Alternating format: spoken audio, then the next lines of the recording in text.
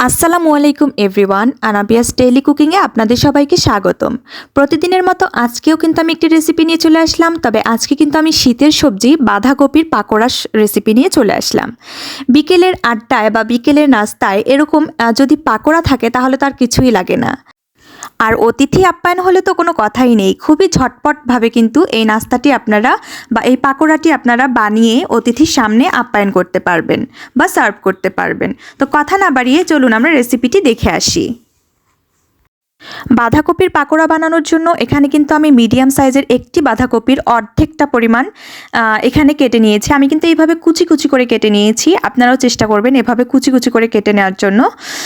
আর এই বাঁধাকপিগুলোকে প্রথমেই আমি একটু সামান্য পরিমাণে লবণ দিয়ে এগুলোকে খুব ভালোভাবে মেখে নিব। মাখতে মাখতে এক পর্যায়ে এগুলো থেকে পানি বের হয়ে আসবে, তো আমি কিন্তু এই পানিটাই বের করে নিব।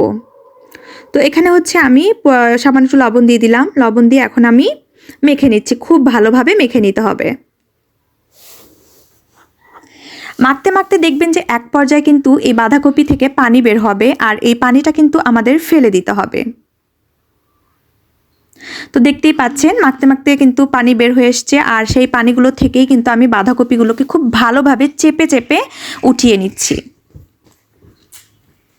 আপনারা চাইলে কিন্তু এই পর্যায়ে 10 মিনিটের জন্য রেখেও দিতে পারেন, তবে আমি রাখবো না। আমি এভাবেই চেপে চেপে পানিগুলো থেকে বাঁধাকপিগুলোকে তুলে নিব। দেখুন কতটা পরিমাণ পানি বের হয়েছে। এখন কিন্তু আমি বাঁধাকপির মধ্যে 4টা পেঁয়াজ কুচি করে দিয়েছি, আর কিছুটা পরিমাণে মরিচ এইভাবে গোল গোল করে কুচি করে দিয়েছি। আর পেঁয়াজগুলোকে কিন্তু আমি এইভাবে কেটে দিয়েছি। এই পাকোড়াটাতে পেঁয়াজ কুচিগুলো একটু বেশি করে দেওয়ার চেষ্টা করবেন, এতে করে পাকোড়াটা খেতে অনেক ভালো লাগে। আর এখানে আমি স্বাদ মতো লবণ দিয়ে দিচ্ছি, আপনারা আপনাদের স্বাদ মতো লবণ দিয়ে দিবেন। সামান্য একটু হলুদের গুঁড়া দিয়ে দিলাম, সামান্য পরিমাণে ধনিয়া আর জিরার গুঁড়া দিয়ে দিলাম, ধনিয়া পাতা কুচি দিয়ে দিলাম, আপনারা না চাইলে নাও দিতে পারেন। আর এখানে আমি বেসন নিয়ে নিয়েছি, আমি বেসন যতটুকু নিয়েছি চালের গুঁড়াও কিন্তু ততটুকু পরিমাণেই নিয়ে নিয়েছি। প্রথমে আমি বেসনটা অর্ধেক পরিমাণে দিয়ে দিব, আর চালের গুঁড়াটা একবারেই দিয়ে দিলাম, পরে যদি লাগে আমি বেসনটা ইউজ করব। আপনারা চাইলে কিন্তু বেসন বা চালের গুঁড়া না দিয়ে ময়দা দিয়েও করতে পারেন। আর এখানে আমি একটি ডিম দিয়ে দিলাম। ডিম কিন্তু অনেক সময় বেশিও লাগতে পারে, যদি আপনাদের বাঁধাকপির পরিমাণটা বেশি হয় তাহলে ডিমটা 2টা লাগতে পারে। তো যাই হোক, আমি কিন্তু এখানে খুব ভালোভাবে সবগুলোকে একসঙ্গে মেখে নিচ্ছি। তো আমার কাছে মনে হলো যে বেসনটা আরও লাগবে, তো আমি কিন্তু সম্পূর্ণ বেসনটা এখানে দিয়ে দিয়েছি। আর আমি এখানে প্রায় 1.5 চামচ পরিমাণে চিনি দিয়ে দিলাম। তো এই চিনিটা কিন্তু আপনারা দেওয়ার চেষ্টা করবেন, আর আপনাদের কাছে যদি চিনি ভালো না লাগে তাহলে দিবেন না, অবশ্যই স্কিপ করবেন। তবে চিনিটা দিলে এই পাকোড়ার স্বাদটা কিন্তু অনেক বেড়ে যায়। তো সবগুলো আমি আবারও ভালোভাবে মাখিয়ে নিলাম, এখন কিন্তু ভেজে নেওয়ার পালা। তো চুলায় আমি একটা প্যান বসিয়ে দিয়েছি, প্যানে আমি প্যানটি ভালোভাবে গরম করে নিয়ে আমি সয়াবিন তেল দিয়ে দিয়েছি, তেলটাও খুব ভালোভাবে গরম করে নিয়েছি। আর যখন পাকোড়াগুলো দিব তখন কিন্তু অবশ্যই চুলার হিটটা মিডিয়ামে রাখতে হবে, তা না হলে খুব দ্রুতই কালার চলে আসবে। আর পাকোড়াগুলোকে কিন্তু আমি পেঁয়াজও আমরা যেভাবে শেপ করি সেভাবেই শেপ দিয়ে নিয়েছি। এখন আমি একে একে কড়াইতে বা প্যানে পাকোড়াগুলো দিয়ে দিচ্ছি।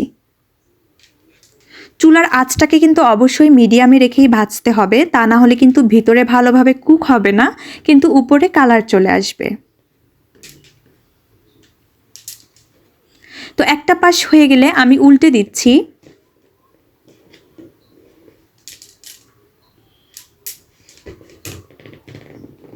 উল্টে দেওয়া হয়ে গেলে এ পাশটাও আমি খুবই ভালোভাবে ভেজে নিব।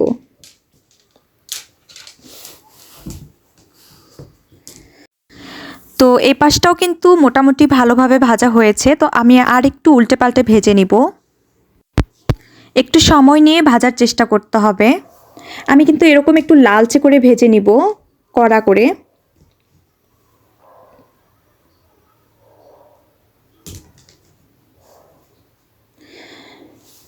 তো ভিউয়ার্স, দেখতেই পাচ্ছেন পাকোড়াগুলো কিন্তু ভাজা হয়ে গেছে। এই পর্যায়ে কিন্তু আমি পাকোড়াগুলোকে উঠিয়ে নিচ্ছি। তো আমি কিন্তু এখানে 2 ব্যাচে হচ্ছে পাকোড়াগুলোকে ভেজে নিয়েছি, আমি বাকিটা কিন্তু এখানে দিয়ে এভাবেই ভেজে নিব।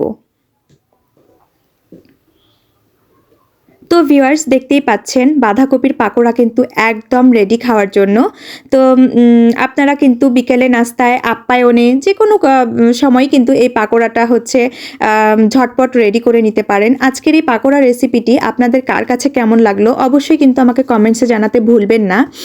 আর আমার চ্যানেলে যারা সাবস্ক্রাইব করে রেখেছেন তাদের সবাইকে অসংখ্য ধন্যবাদ। আর যারা আমার চ্যানেলে এখনও সাবস্ক্রাইব করেননি, নতুন এসেছেন, তাদের কাছে আমার রিকোয়েস্ট, আমার চ্যানেলে একটি সাবস্ক্রাইব করে আমার পাশে থাকবেন আর আমাকে এগিয়ে নিয়ে যেতে অনেক সাহায্য করবেন।